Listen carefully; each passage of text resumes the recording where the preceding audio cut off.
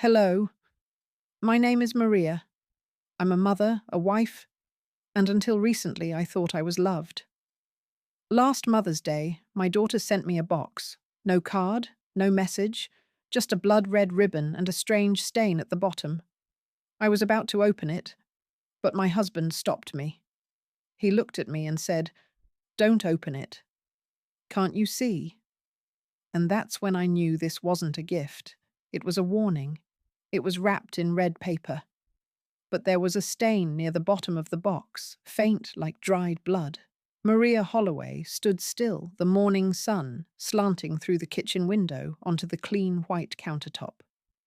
The house was quiet, save for the soft ticking of the clock above the pantry. She hadn't expected the silence to feel so sharp today, Mother's Day of all days. But then again, the last few years had taught her that expectations were slippery things. Her phone had buzzed earlier. A message from Vanessa Mom. "Your gift is at the front door. Happy Mother's Day." No call. No "I love you." Just an instruction. No emoji. Not even her usual short but chipper XOXO. Maria had found the box right where Vanessa had said, resting neatly on the porch bench, as though placed by a stranger. It was light in her hands, too light for anything meaningful. She brought it in, set it on the kitchen table and stared. Richard sat at the far end of the table, sipping from his mug. He hadn't touched the box, hadn't asked about it. But now his gaze lingered. "You're not going to open it?" she asked gently, more to fill the silence than out of curiosity. He set the cup down. "Don't open it." Can't you see his voice wasn't harsh, just tired? Like someone who'd seen a door swing shut too many times. Maria blinked. "It's from Vanessa." "That's not what I meant," he said. He ran a hand through his thinning hair, then looked at her. Really looked. "You always want to believe the best, even when there's no note, no call, even when it hurts." Maria reached for the ribbon fingers, trembling. Richard stood. His chair scraped lightly against the tiled floor. He walked over, stood beside her. Quietly, he said, "You trust people who haven't said thank you in years. But I can't watch you cry again, Maria." She didn't answer. Her fingers rested atop the red wrapping, unmoving. The kitchen was warm, but something inside her was cold. "Still, I just want—" she began, then stopped. He gently laid his hand over hers. "I know." For a long moment they stood in silence, sunlight brushing their faces, the ticking clock marking seconds that stretched like hours. Then, with a slow exhale, Maria pulled her hand back. She picked up the box and placed it on the sideboard. Not in the trash, not hidden, just there, waiting. Richard returned to his chair. Maria sat again too, gazing at the box across the room. The stain near the bottom caught the light. She squinted. There, barely visible against the red paper, a handwritten message in looping cursive "Happy Mother's Day." "Enjoy your freedom." She still made 2 cups of tea every morning, one for herself, one for her daughter. But the second had gone cold for 3 years. Maria's hands moved gently across the kitchen counter, wiping it down for the second time that morning. The teapot steamed beside her, its aroma floral and faintly bitter. The second cup sat across the table, untouched, the steam long gone. It had become a ritual without reason, habit without hope. From the old radio in the corner, a soft symphony played Brahms, maybe. Something sweeping and distant, like a memory trying not to return. Her eyes drifted toward the sideboard where the box still rested. She hadn't moved it since yesterday. It sat like a silent accusation, its red paper dull now in the muted morning light. Richard was in his usual seat by the window reading the paper. He didn't look up when she placed his tea beside him, but she knew he noticed the tremble in her hands. The box had unsettled something, not just in the room, but inside her. She sank into her chair, hands clasped around her own cup. And then the memories began to seep in, slow, stubborn. Vanessa had been 32 when she moved back in, fresh from a divorce, tired, brittle, proud. Just for a few weeks, Mum, she had said. Until I get things sorted, weeks became months. Maria remembered the way Vanessa left Emily with her in the mornings, saying she had interviews, then staying out late, then not coming home at all. 9 months. 9 whole months. Maria had cared for her granddaughter through flu seasons, school projects, and night terrors. She had tucked her in, read her favourite stories, made her favourite breakfasts. And when Vanessa finally came back, sun-kissed and strangely rested, she had simply said, "Thanks for helping. I've got a new place now." Maria hadn't asked where she'd been. She hadn't dared. She stared now at the untouched cup across from her, and a soft ache filled her chest. She had stopped expecting a phone call, but not a sign, not a message, not a word that would piece together the silence. Richard finally spoke. "That box. Still bothering you?" Maria nodded. "It's just a box." He lowered the paper. "Want me to take it in? Have the police check it?" She let out a soft, humorless laugh. "What would I even say? My daughter sent me a suspicious gift for Mother's Day." He shrugged. "Wouldn't be the strangest thing they've heard." She shook her head, the laugh fading as quickly as it came. He reached for her hand, then paused. "Your finger," he said. She looked down. A faint smudge of red clung to her fingertip, not blood too thin. She rubbed it between her fingers. "Fingerprint ink," she murmured, from the bottom of the box. They sat in silence again. Then, as if pulled by some invisible thread, Maria stood and walked to the cupboard. From behind a row of cookbooks, she pulled out an old, leather-bound notebook, frayed floral and heavy with time. She opened it slowly, turning pages covered in neat cursive. Dates, amounts, brief notes. $150 for new tires. $400, Emily's school fees. $900, lawyer consultation. And then, near the end, her eyes landed on a line she hadn't seen in a while. $22,000? Down payment for a house helping Vanessa. Vanessa's number was still saved under the name Angel, but Maria had deleted the photo long ago. The contact now looked like any other in her list, just a name, a line of digits, and a grey silhouette. Maria stared at it as she sat in the passenger seat of their old Buick, the engine idling softly. Outside, the wind whipped through the trees, casting long shadows that flickered over the sidewalk like restless fingers. It was Monday afternoon, and Richard sat behind the wheel, silent, patient. He hadn't asked why they were at the bank. He didn't need to. Maria clutched her handbag a little tighter as she stepped out her shoes, tapping softly against the pavement. The glass doors opened with a gentle chime. Inside, the air was cool and faintly citrus-scented. At the counter, a young woman with soft eyes and a rehearsed smile greeted her. "Good afternoon, Mrs. Holloway. How can I help today?" Maria slid her ID across the desk. "I'd like to check the status of my joint savings account." The woman's fingers moved across her keyboard. Her smile dimmed slightly. "Just a moment." Maria waited, her heart ticking in tandem with the overhead clock. When the woman finally looked up, her voice had lowered. "It appears most of the funds were withdrawn over the past several weeks." Maria's brow furrowed. "That account was for emergencies. There should be at least yes, ma'am." The woman hesitated. "It says here that the withdrawals were authorized via the secondary account holder." Maria blinked. "My daughter, yes. Vanessa Holloway. She's listed as having full access with power of attorney." Maria's stomach sank. I only signed temporary permission. Years ago, after my surgery. The woman nodded gently. It may have carried over unless revoked formally. Maria stood motionless for a second, then whispered a thank you and walked out, the chime echoing behind her. Richard glanced at her as she climbed back in. All okay? She didn't answer.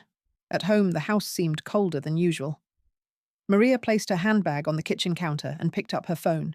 She dialed Vanessa. 1 ring, 2. Voicemail. She tried again, and again. Still nothing. Then she tried Emily's number. A high beep, and then, "The number you are calling is currently unavailable." She sat down at the dining table, the box still resting in the same spot.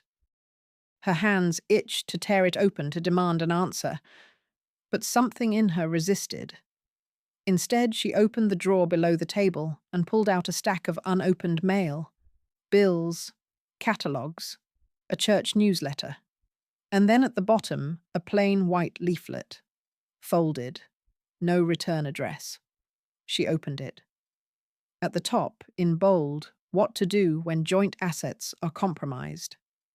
She read slowly, her eyes scanning the scenarios: bank accounts, real estate, medical rights. At the very bottom, italicized in a smaller font, was a single line. You can be robbed even if the thief calls you Mom. Maria stared at it for a long time, the leaflet trembling just slightly between her fingers. Vanessa once said, "Mom, you don't need to think too much. You just need to be my background." The bathroom was dim lit only by the soft amber glow of a single vanity bulb. Maria stood in front of the mirror towel draped over her shoulders, the steam from the bath still clinging to the walls. In her hand was an old box of hair dye chestnut brown, the brand long discontinued. She hadn't opened it in over a year. She examined the streaks of silver along her part fingers, trailing gently over the strands. They had multiplied since the hospital stay, since Vanessa had last stayed in the house. She closed her eyes. The scent of lemons drifted into her memory. Not the artificial kind, but real lemon rinds boiled in warm water used to rinse Vanessa's hair when she was a child. Back then, Maria believed the scent would linger, longer would somehow protect her daughter from the world. She remembered combing Vanessa's damp curls, humming lullabies, and the little girl giggling, splashing in the tub. But the years changed things. At 15, Vanessa had stormed out of the bathroom, slamming the door behind her. "You smell like hospital disinfectant," she'd yelled. "Do you even care what I look like at school?" Maria had stood frozen, holding the lemon bowl in one hand, the wooden comb in the other. That night, she threw the lemons away. But the sting remained. She ran her fingers along the rim of the bathtub now where dust had settled. A part of her wanted to dye her hair again, reclaim something perhaps. But another part feared the effort was for no one, that no one was watching. A soft knock. The door creaked open. Richard's reflection appeared beside hers in the mirror, holding a cloth. He wiped the fogged glass beside her shoulder, silent as ever. He didn't ask what she was thinking. He never did. Later that evening, Maria sat by the filing cabinet in the small study, flipping through folders. Her knees ached, but she didn't stop. She was looking for a particular document, the temporary power of attorney she had signed when hospitalized in 2021. Vanessa had stayed for 3 days back then, handling medications and mail, always in a rush. Maria remembered the moment lying in bed, groggy from medication, when Vanessa had placed the pen in her hand. "It's just so I can talk to the doctors, Mom." Nothing more. But now the folder was empty. She sat back, breathing shallowly, then noticed something on the bottom lining of the drawer. A faint red stain, smeared in a small arc. She touched it with a tissue. It was dry, but the color was familiar. Ink? the same hue as what had smudged her fingers when she'd touched the box on Mother's Day. She leaned back in the chair, the quiet of the house pressing in. Her eyes drifted to the small notebook she kept beside the filing cabinet, her journal. She opened it slowly past pages filled with shopping lists, recipes, names of distant cousins she hadn't called in years. At the very last page, in neat but shakier handwriting than she remembered, one sentence stared back at her. "If I don't remember." Who will I used to think reunions were for reminiscing? Turns out they're for seeking advice when there's no one else left to trust. The sun fell gently through the wide library windows, cutting across the tables in golden slants. The community centre smelled faintly of polished wood and old paperbacks. Maria adjusted her scarf, her hands wrapped tightly around the ceramic cup of chamomile tea. Across from her, Margaret sat poised, her hands cradling a green tea mug, steam rising like a soft question between them. They hadn't seen each other in years, decades even. Maria couldn't remember the last time they'd shared more than a holiday card or a brief "How are you?" in the grocery aisle. But yesterday, when she saw the flyer from the law office stuffed into her mailbox, Margaret S.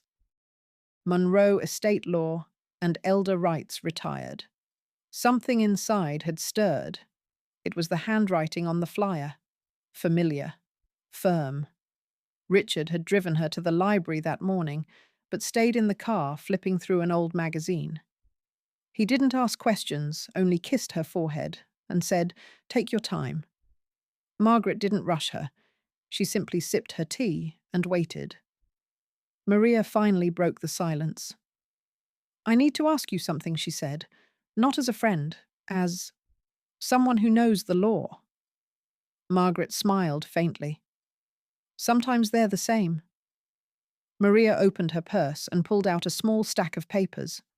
They were creased some corners, frayed from frequent handling. "When I was in the hospital 2021, Vanessa had me sign this. Said it was just so she could talk to the doctors."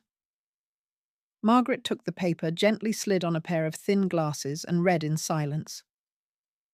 "Temporary power of attorney," she murmured. "Standard. Except..." Her eyes narrowed. "There's no addendum. No clause for financial authority." She looked up. "Maria, this doesn't give her the right to move your money, not without a separate document." Maria exhaled, the tension in her shoulders slackening just slightly. "She emptied our joint account. Said it was to help me with bills, but..." She trailed off. There was too much to explain. The box, the ink, the distance. Margaret nodded. "I believe you. More importantly, the law might be on your side." They agreed to meet again. Margaret would go through the original documents at her office, quietly, carefully. No accusations, yet just understanding the terrain. Before they parted, Margaret placed a gentle hand over Maria's. "You have more power than you think. You just forgot how to use it." Maria tried to smile, but her lips quivered. Outside, the wind had picked up. Richard waved from the car. Maria lingered a moment longer. "I have a journal," she said softly. "I used to jot down everything. Not just memories, details." Margaret raised an eyebrow. "Does that include copies of signatures?" Maria blinked. "Yes. I think so." Back home, the light in the kitchen was muted. She opened the old leather-bound journal and flipped carefully through the back pages. There it was. A loose paper taped in place, her hospital intake sheet, a nurse's scribbled notes, and beneath it, her signature. But now, something was different. Someone had underlined a single sentence in blue ink. The line was faint but deliberate. No withdrawals authorized under any circumstance. "I used to think it was pointless to keep old things. But the one who betrayed me left traces deeper than memory." The afternoon light slanted across the reading nook, catching particles of dust as they drifted in silence. Maria sat at the small writing table by the window. A desk lamp pulled close the lens of a magnifying glass, trembling slightly in her hand. The house was unusually quiet, not heavy, but focused like it too was holding its breath. Richard stepped in, briefly flipped the light to its brightest setting, then placed a warm hand on her shoulder. He didn't speak. He didn't need to. Maria turned the box over carefully. The red wrapping paper was torn, now folded aside, and flattened on the table, like petals peeled back from a rotting flower. Her fingers traced the bottom panel of the cardboard box, pausing at a faint smudge. She adjusted the lens. The print was small, barely visible, but darkened slightly by a residue she now recognized: ink. Not blood, not dirt. Ink from a stamp pad or pen, something used deliberately. Her pulse quickened. She leaned closer, using the edge of a letter opener to lift the bottom flap. It gave, slightly revealing a narrow slit between the glued layers. Something crinkled. A piece of paper no wider than a receipt slid out and fell onto her lap. She unfolded it. A string of numbers. Maria reached for her glasses, her heart thudding now. It was a secondary bank account, not the one she used, but the one Vanessa had set up years ago, just for emergencies, she'd said. The one Maria hadn't touched in nearly a decade. And it matched the withdrawal history from last week. She snapped a photo and sent it to Margaret with a brief message. Found this inside the box. Is it admissible? She didn't wait for a reply. Her hands moved of their own accord, now digging through the nearby photo box, searching.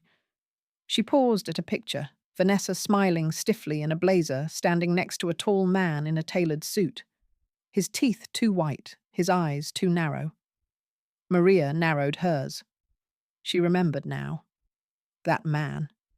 David something. Introduced at dinner 5 years ago as Vanessa's friend from college. Maria hadn't liked him then. Too slick, too eager to talk money. He'd gone on about investments, about quick returns. She had warned Vanessa gently, but Vanessa had flared. You never support me. You're always judging my friends. Maybe I should stop coming around if you hate me so much. After that, things had cooled. Or rather, frozen. Maria stared at the photograph again. Her thumb brushed across David's face, smearing the glossy surface just slightly. A soft vibration from the table broke the moment. Her phone lit up, Emily 1 missed call. Maria looked at it, let it ring once more, then turned the phone face down. She returned her gaze to the box.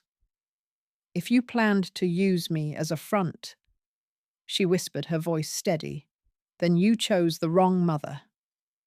When the doorbell rang, Maria knew after 3 years of silence her daughter had returned. But not for an embrace. It was nearly dusk. The sunlight slanted through the bay window in narrow bars, touching the edges of old photographs on the mantel. The air inside the house smelled faintly of lavender and warm wood polish. Richard sat in the dining room, just out of sight, flipping a newspaper he didn't really read. Maria's steps to the door were unhurried, but her heart beat with an unspoken rhythm. When she opened it, there Vanessa stood. Elegant, poised, her hair pulled back in the same tight chignon she used for business meetings. A bouquet of pale lilies rested in one arm. A tin of artisanal cookies dangled from the other. "Hi, Mom," she said, her smile-taut eyes scanning too quickly. Maria blinked, once stepped aside. "You came?" she said simply. Inside, Vanessa looked around the familiar home like it was a stage she'd once performed on, but no longer remembered her lines. She placed the flowers on the hallway table, adjusted them unnecessarily. "I'm sorry it's late. Mother's Day was hectic. I had to fly to Chicago last minute. Meetings. You know how it is." Maria offered no nod, no validation. She walked slowly into the kitchen and returned with 2 cups of tea, one placed in front of her guest, one kept near her own seat. It was the same cup, the one Maria had placed out each morning for 3 years, untouched, waiting. Vanessa hesitated, her smile flickering. "You've redecorated?" "No," Maria replied, sitting down. "Just dusted." They sat in silence for a beat too long.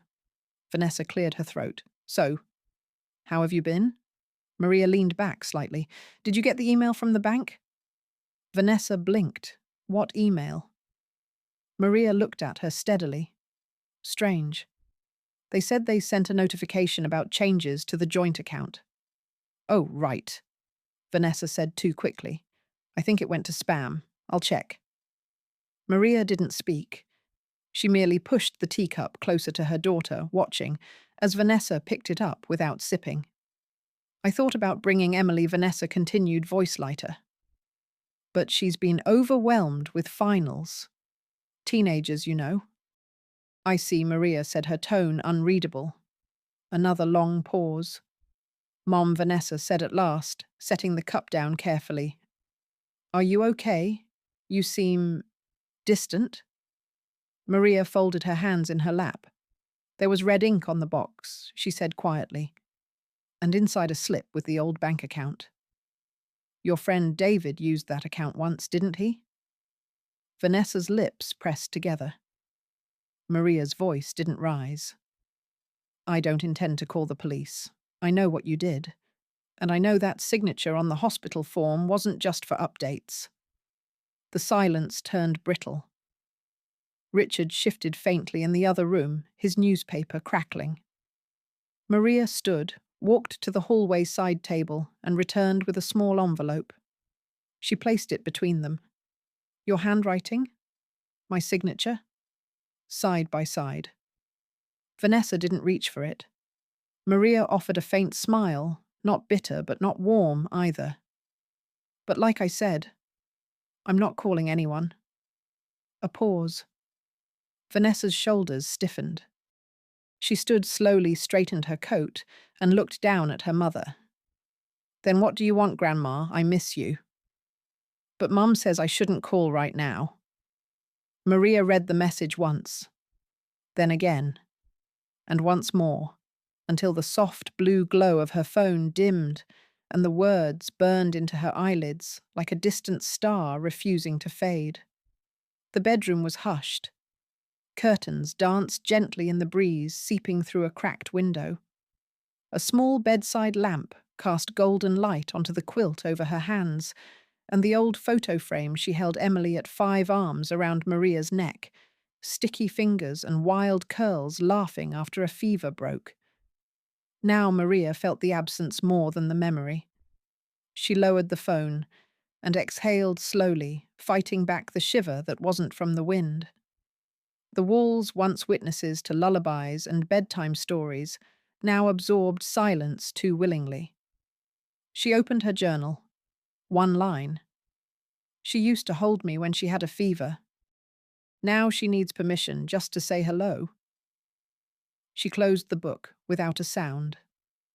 Richard knocked lightly and opened the door just enough to place a cup of tea on the nightstand. He didn't enter, didn't speak. He knew. His presence was a blanket, silent, steady, warm. Maria glanced at the tea, but didn't touch it. Her hand reached instead for a piece of stationery from the drawer. Her handwriting had stiffened over the years, but the ink flowed slow and even, like her thoughts. "Emily," she wrote, "you don't have to pick sides. I only hope that one day you get to think with your heart, not anyone else's." She folded the letter carefully. No envelope, no stamp. She didn't plan to send it. Just slipped it under her pillow as if tucking a secret hope beneath her dreams. The night deepened. She drifted in and out of sleep memories, surfacing like boats rocking gently in a harbour. The smell of Emily's shampoo. The giggles she made when the hose sprayed too hard while watering marigolds. The day she'd whispered, Grandma, I wish you were my mum.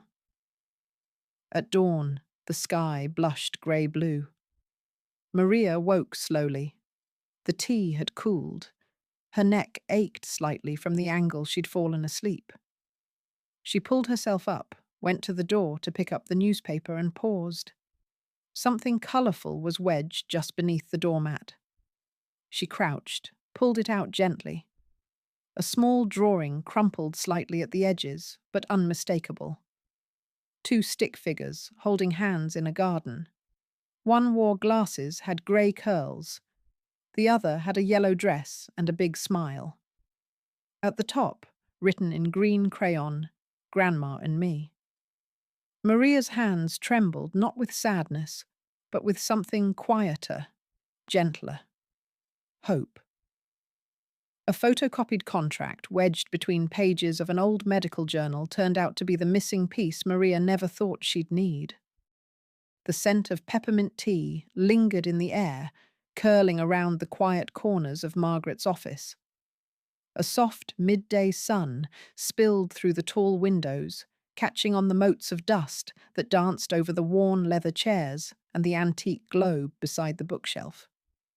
Maria sat with a folder clutched to her chest, her hands slightly trembling, not from fear, but the weight of anticipation. Papers, receipts, statements, a stack of years carefully collected, finally seeing daylight. Margaret reached across the desk. Let's take our time. Maria nodded and opened the folder. As Margaret sifted through the documents, her sharp eyes scanning quickly but thoroughly, she paused at a yellowing magazine. Tucked neatly inside was a folded contract, slightly creased the ink, faded but legible. "What's this?" she murmured. Maria leaned forward. "That's from 2016?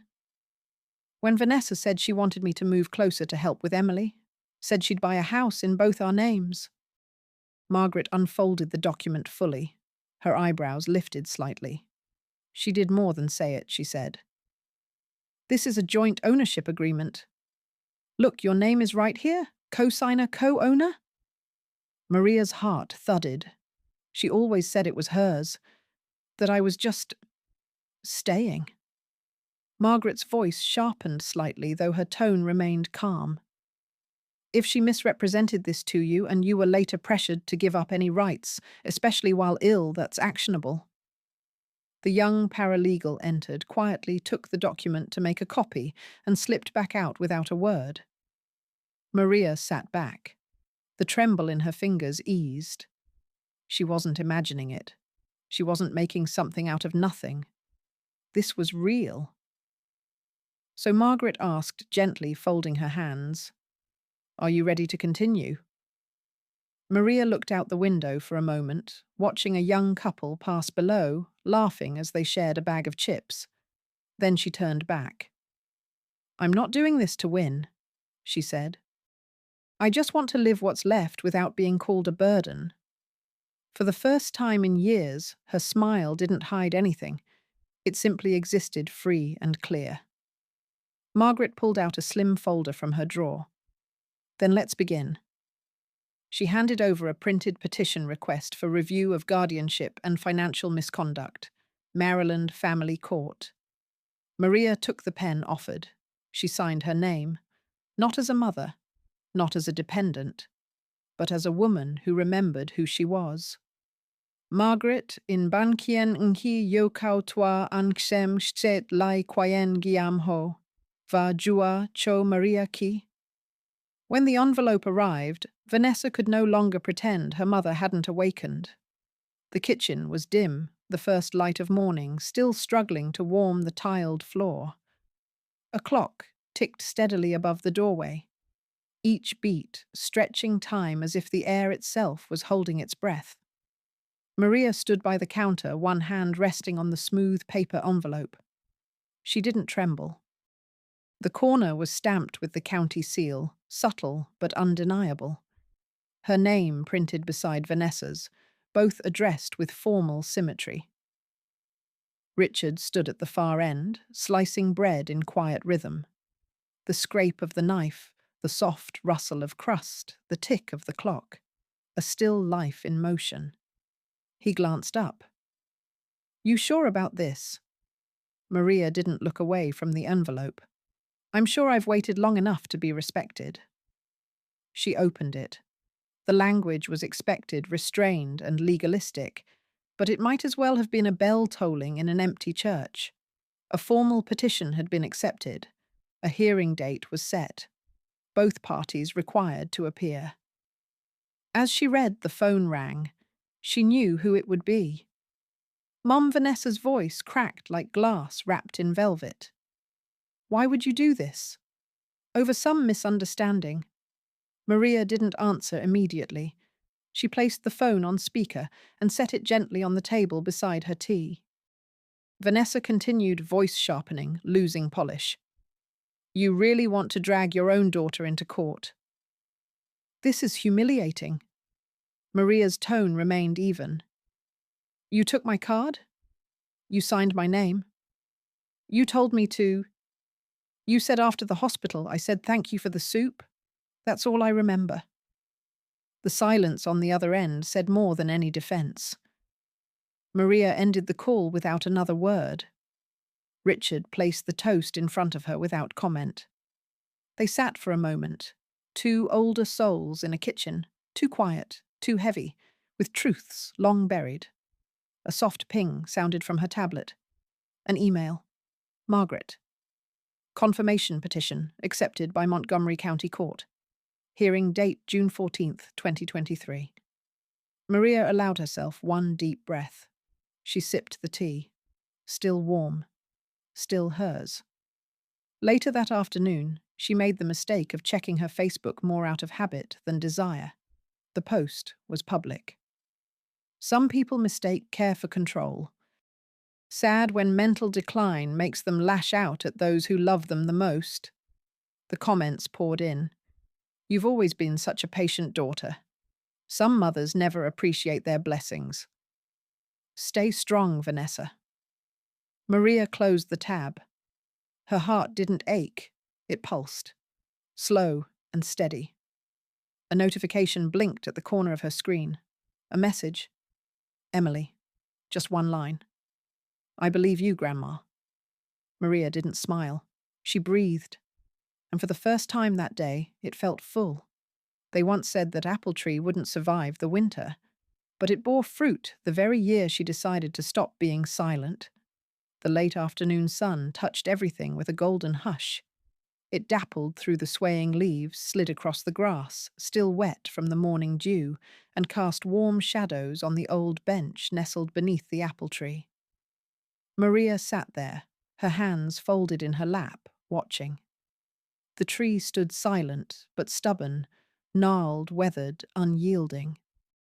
A few years ago, Richard had said they should cut it down. Too old, too much trouble. But she had refused. Now, against every gardener's logic and their neighbour's doubt, tiny apples, round green, impossibly delicate, dangled from its branches like quiet defiance. Richard appeared as he often did without words.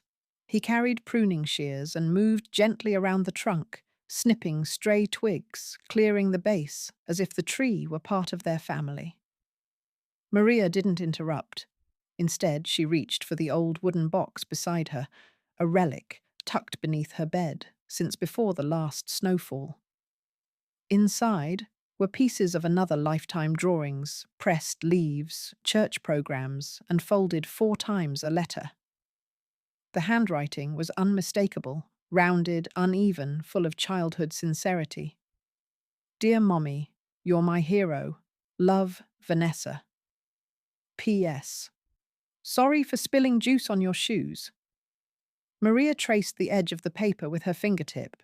She didn't cry. From inside the house came the faint vibration of her phone. She picked it up to see a voice message notification, Emily. Maria pressed play.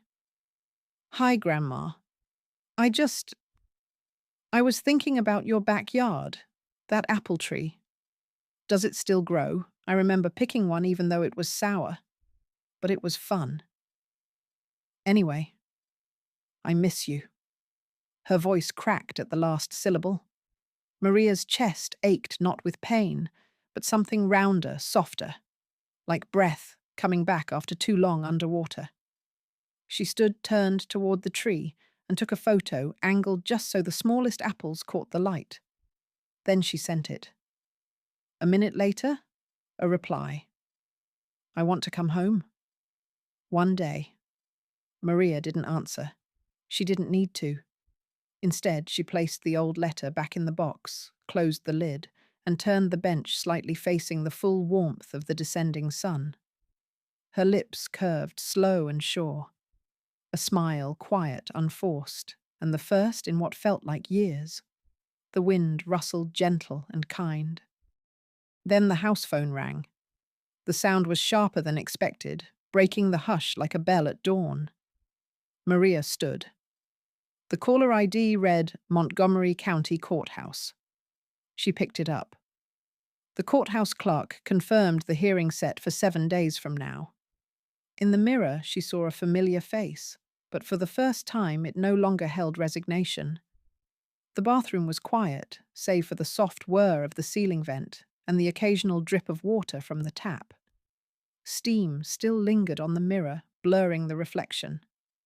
Maria stood there motionless, her hands resting on the edge of the porcelain sink eyes, focused on the foggy glass. Outside, the first pale slivers of dawn slid across the bathroom tiles, turning the steam into silver mist. She wiped the mirror with her palm. The woman staring back was older, certainly. Fine lines radiated from her eyes like faded sunbursts. A scatter of liver spots flecked her cheeks. The jaw was softer, but no longer trembling. Her gaze steady. For years, Maria had avoided looking too closely. Not because of vanity, but because each time she did, she saw what others saw, a woman past her prime, a helper, a burden, someone slowly fading from relevance. But not today. Today, she saw something else, a stillness that came not from surrender, but from decision. She reached for the grey dress folded neatly on the bed. Simple, clean, soft to the touch. It hung without fuss. Then from the small lacquered box on her dresser, she picked a brooch, an old pin shaped like a sunflower chipped at the edge, gifted by Vanessa one Mother's Day long past. She fastened it above her heart. A whisper of memory passed Vanessa, 6 years old, arms behind her back, shouting, "Close your eyes," and then the brooch in a velvet pouch. For a moment, Maria let herself feel it. Then she breathed it out. She opened her journal. Just one line today. "I don't need to apologize for being old. I only need to be respected." She closed the cover. The hallway creaked as Richard stepped in. He didn't speak at first. Just laid her coat carefully across the back of the chair. A pause. Then his voice low and even. "You ready?" Maria nodded once. "I am." She stepped back into the bathroom and looked again properly this time. Not a victim. Not a relic. Just herself. And that was enough. Outside, as she opened the front door, the crisp air greeted her like a hush before a hymn. Then a sound. Clear, bright, unprompted. A bird's song, high and sharp, pierced the morning quiet. It made her pause. Maria smiled faintly, eyes rising to the tree where the bird perched its tiny chest, puffed with purpose. She took it as a blessing.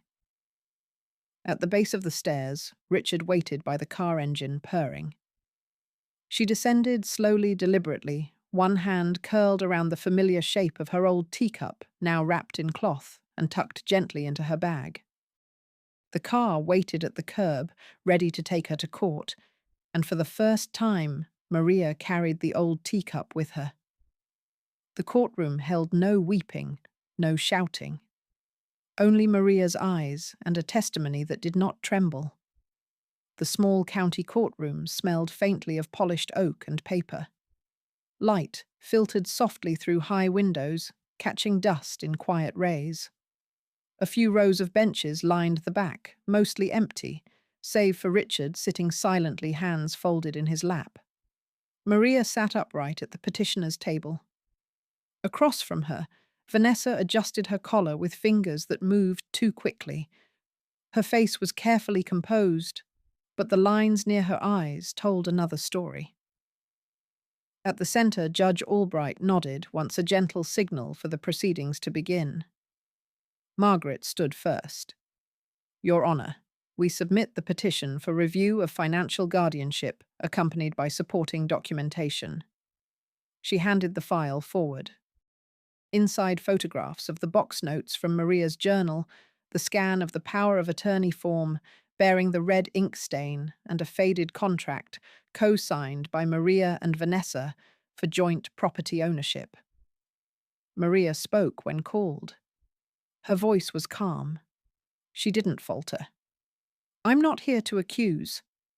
She began, her eyes never leaving the judge. I only wish to be recognized as capable of managing my own life, of remembering what I've lived. Vanessa shifted.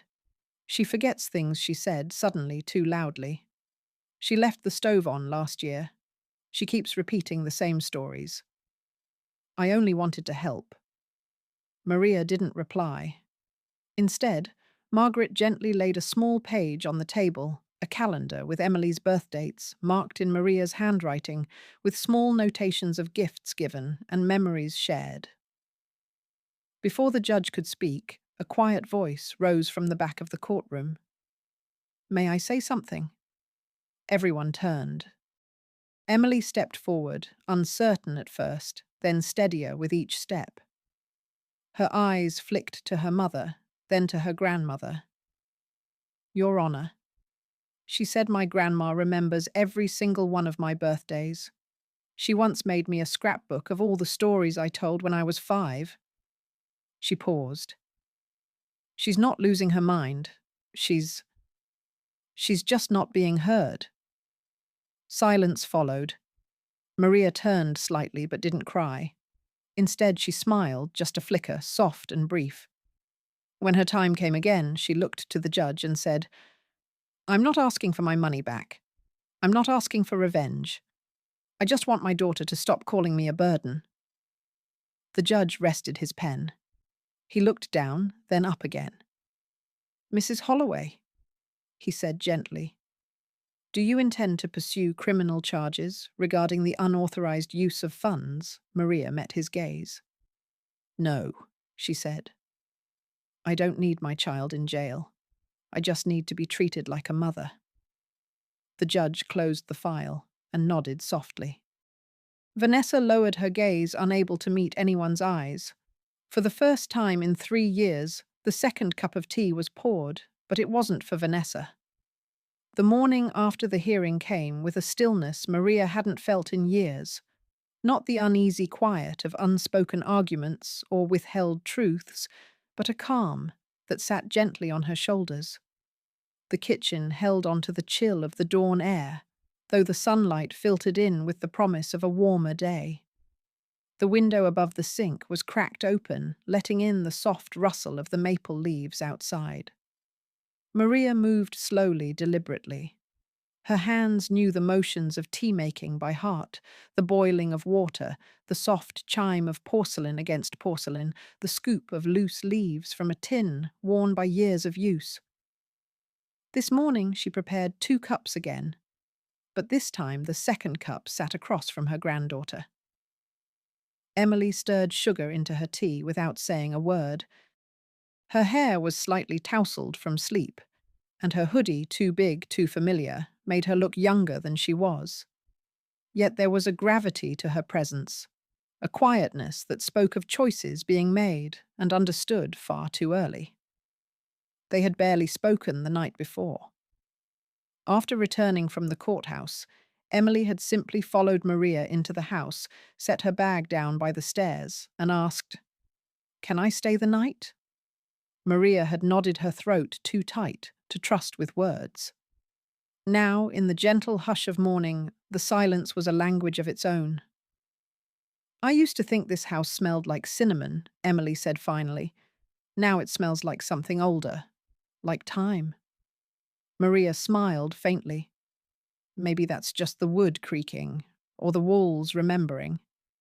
Emily chuckled. Walls that remember. That's very you, Grandma.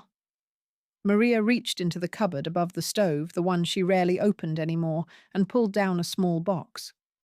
She opened it slowly, as if dusting off a piece of memory.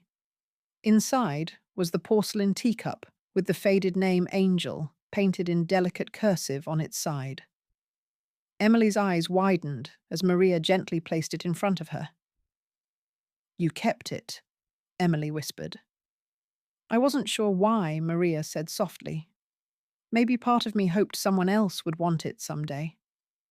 I think I don't need to pick sides anymore, Emily said, not quite meeting her grandmother's eyes. Maybe that's what growing up means. Maria looked at her for a long moment, her heart warming with something like healing. I think so too, she said. And I think I don't need to either. The wind stirred the lace curtains slightly, casting shifting shadows across the table. Richard entered the kitchen, quietly placing the newspaper down before pouring himself coffee. He offered a nod to Emily and a small smile to Maria. No words. None needed. In that simple rhythm, the clink of spoons, the soft scrape of chairs, the family recalibrated. Richard, finally breaking the quiet, said, Things won't go back to how they were. Maria, not looking away from the teacup in Emily's hands, answered, They don't have to. I just don't want to pretend anymore. Outside, the tree swayed gently. The garden, untouched, but alive, mirrored the change within the house, slow, steady, real. Emily reached for the butter dish and began slicing bread, her movements careful, almost ceremonial. The morning sun had shifted higher, warming the floor beneath their feet. Richard stepped into the backyard without a word, trimming a few stray branches off the apple tree that had grown wild during the years of silence. Maria stayed seated at the table, watching her granddaughter. There was something reassuring in the way Emily moved about the kitchen, as if this had once been her home, and in some way still was. I remember helping you plant that tree, Emily said, glancing out the window. Maria nodded. You were 5. You insisted on singing to it while we watered the roots. I thought trees grew better with songs, Emily said with a grin.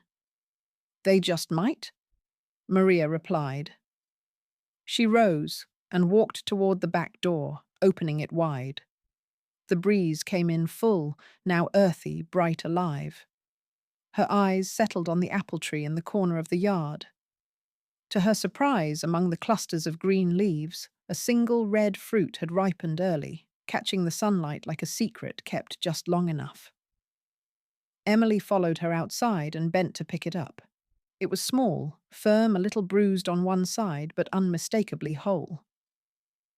I'll make apple pie, she said, the way we used to, just for us. Maria nodded, her voice catching before she could speak. Then steady again. Don't forget. Save a piece for the one who didn't come home. Emily paused. She didn't ask who that was for. She didn't have to. They returned inside the warmth of the kitchen, welcoming them back. Maria folded the dish towel and set it beside the sink. She moved without the weight she used to carry in her shoulders. Not because the burden had vanished, but because she had finally decided it wasn't hers alone to bear. At the far end of the counter, the teacup with Angel painted on it caught a glint of light and reflected it softly across the tile. Not as a memory of something lost, but as a token of something changed, evolving, imperfect, but true. In the other room, Richard turned on the radio. A gentle tune played. Something classical. Something old. Maria didn't speak again for a while, but her silence was no longer empty. It was full of breath of belonging, and of the second cup finally being poured for someone who understood not just love, but the cost of it. Outside in the yard, the apple tree dropped its first fruit of the season.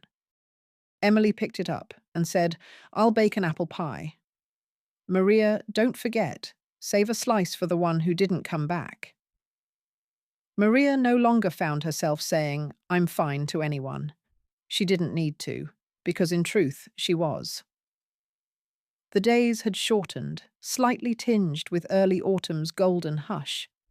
Light filtered through the sheer curtains more gently now, and the windows stayed open longer.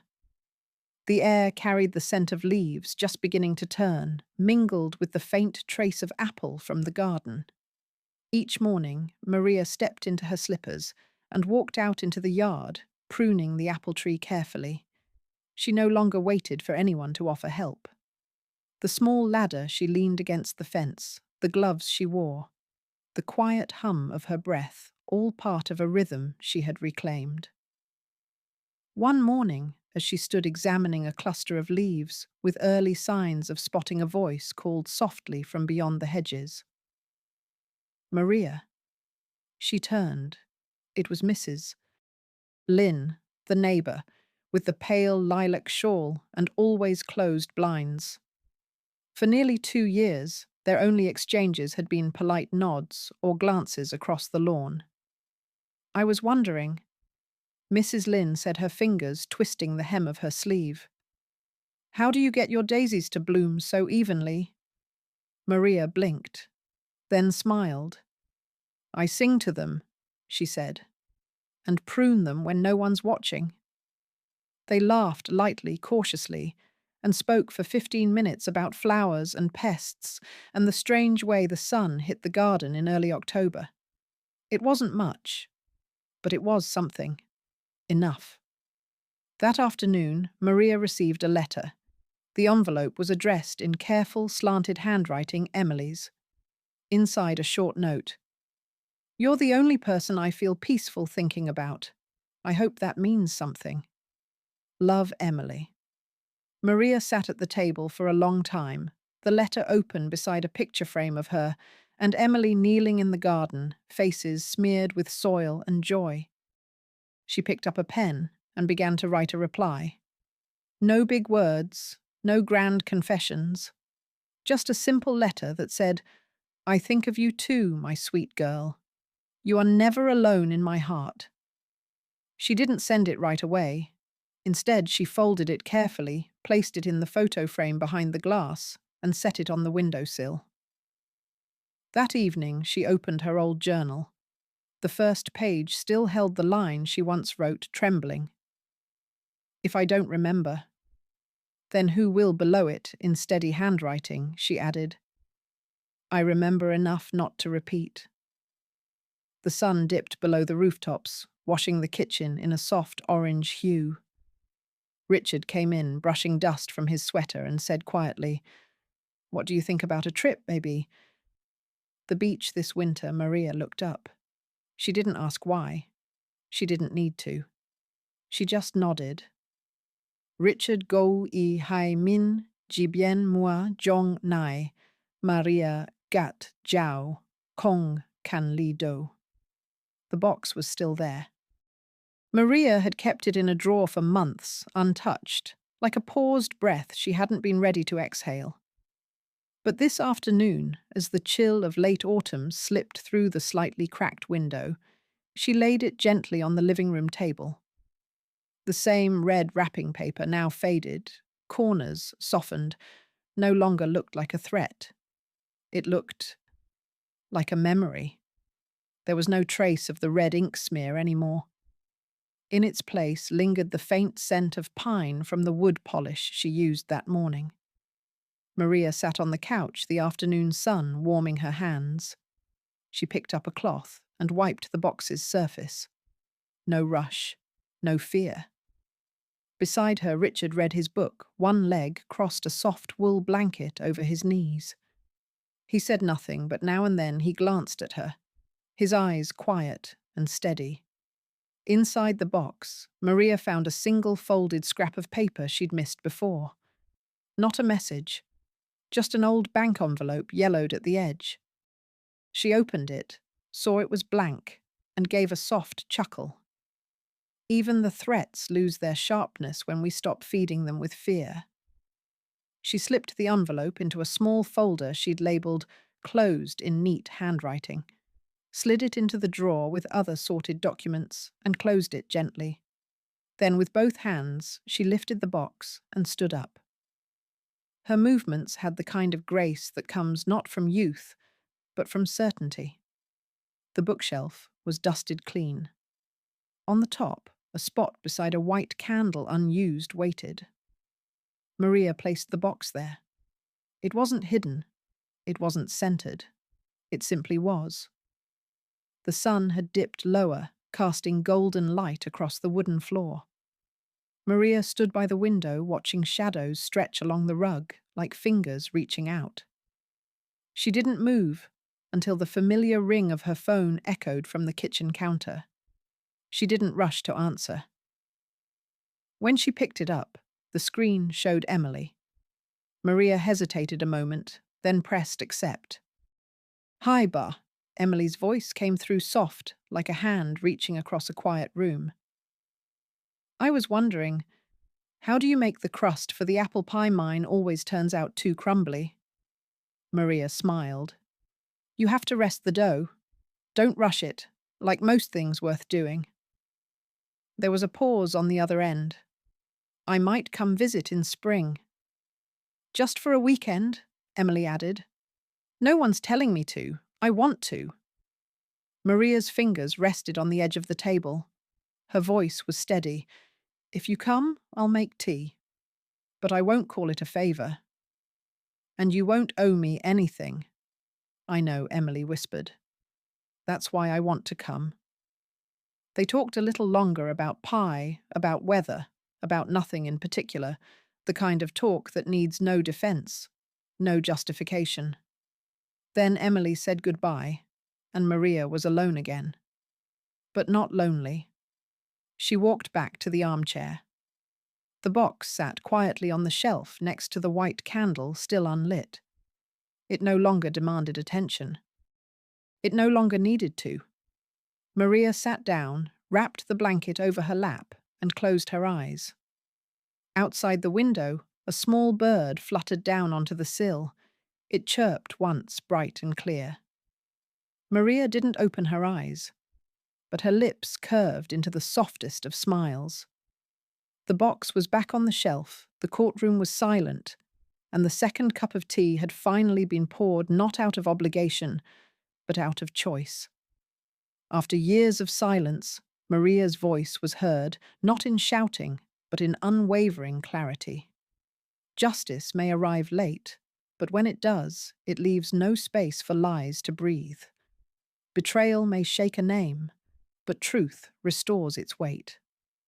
Sometimes reclaiming your dignity doesn't require punishment, just the courage to stop apologizing for existing. What about you? Have you ever had to choose between peace and silence? Share your story in the comments. Someone out there might be waiting to feel less alone. Like this story, hit subscribe to follow more elder dramas.